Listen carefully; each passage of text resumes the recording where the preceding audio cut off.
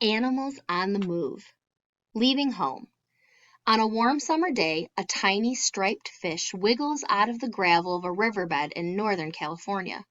For the next few months, this young Pacific salmon, called a fry, explores the section of the river where she was born, feeding on insects and plants. Then instinct, knowledge she was born with, tells her to swim downstream. Tumbling over rocks and through rapids, the salmon finally reaches the mouth of the river, where it meets the sea.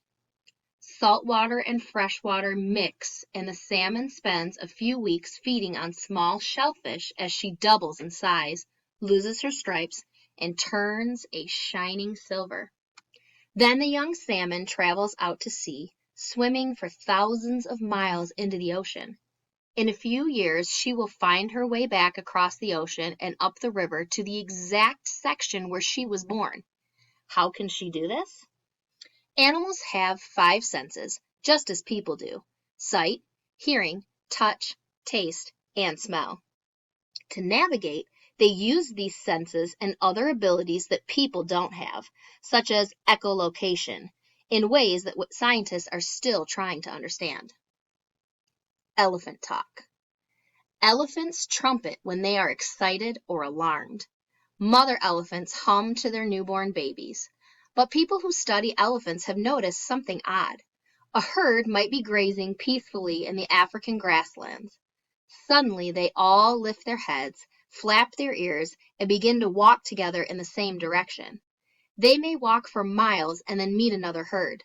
The elephants greet each other with loud trumpeting calls, flapping their ears and twisting their trunks together. It's a gigantic family reunion.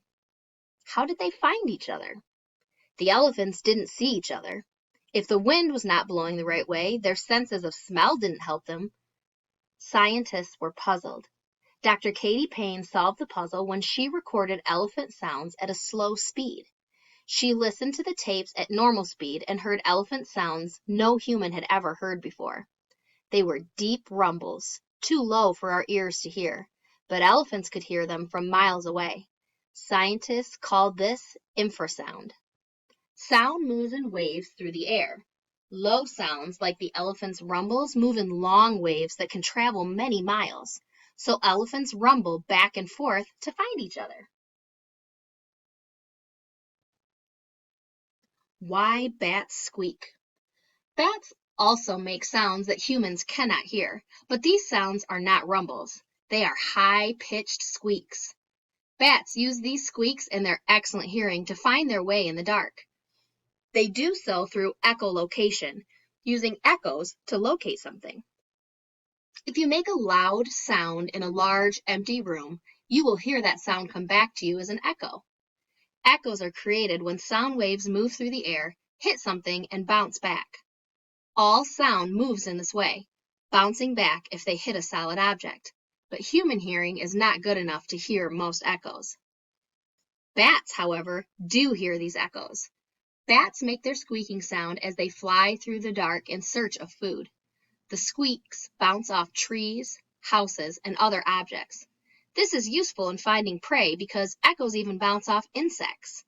Amazingly, these bouncing echoes tell bats how far away the insect is, which direction it is moving, and how fast it is flying. Bats can even tell how fat and juicy the insect is. Echolocation is important to bats because insects are their main source of food. Why bees sing and dance. Honeybees work together in a hive. Young bees work inside the hive.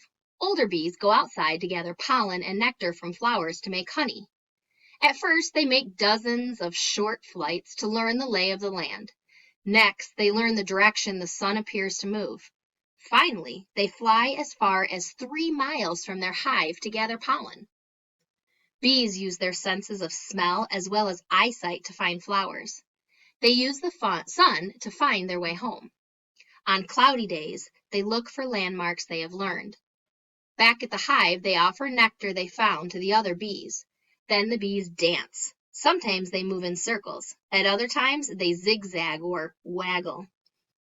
Beekeepers have long known that bees dance, but it was not until 1947 that scientists discovered why. When honeybees dance, they are telling the other bees where to find food.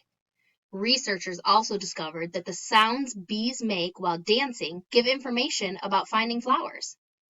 The bees need the whole song and dance routine to learn how to return to the flowers and get nectar too. Bird maps and compasses. It's easy to get to places you've been to many times before, but traveling a long distance or an unknown route takes more planning. A map and a compass are often helpful for such trips. The map shows you how to get from one place to another. The compass can tell you in what direction you're moving. Every year, hundreds of species of birds take long trips too. They fly hundreds and thousands of miles from one home to another. In the fall, they fly to warmer climates where food is plentiful all winter. When spring comes, they fly back to raise their young where they were born. For a long time, people wondered where the birds went and what routes they took. Researchers now know that migrating birds, such as cranes, are guided by their own sorts of maps and compasses. But it has taken many decades to uncover the secret of these navigation tools. In the 1800s, scientists started putting bands around birds' legs. The bands contained a name and address. When people found the banded birds, they contacted the person named on the band and told that tracker where and when they had found the bird. In this simple way, scientists learned a lot about where birds traveled, where they stopped, and how fast they move. Today's scientists still put light aluminum bands on birds' legs. They also use new ways of tracking birds: airplanes, computers, tiny radio transmitters, and satellites. Scientists have answered many questions about how birds navigate. Some birds migrate in a flock. You may have seen Canada geese flying high in the sky in the form of a V. Young birds follow their parents and learn the route that the older geese have traveled before. They may follow a river and remember what it looks like. Certain sounds or smells will stay in their memory.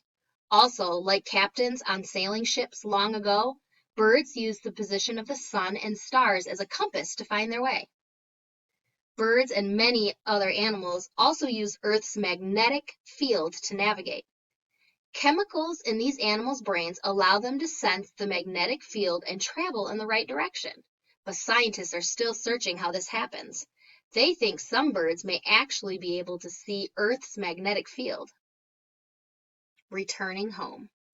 After leaving the river, the Pacific salmon lives in the ocean for the next few years. Eventually, though, she begins her return journey. She is going home to the stream where she was born to lay eggs, or spawn. How does a salmon remember the route she took years before and find her way back? Scientists don't know all the answers, but here's what they think is happening.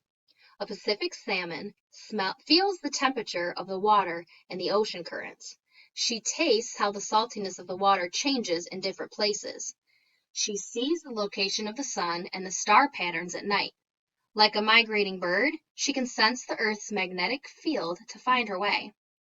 Finally, the salmon remembers the smell of her birthplace. The plants that grow and the leaves that fall from the trees create a special odor for each stream. She swims up over the rocks and rapids on her last journey. She will lay eggs to create the next generation of Pacific salmon. Then she will die, leaving her fry to make their own journeys using instinct and navigation skills they inherit from their parents.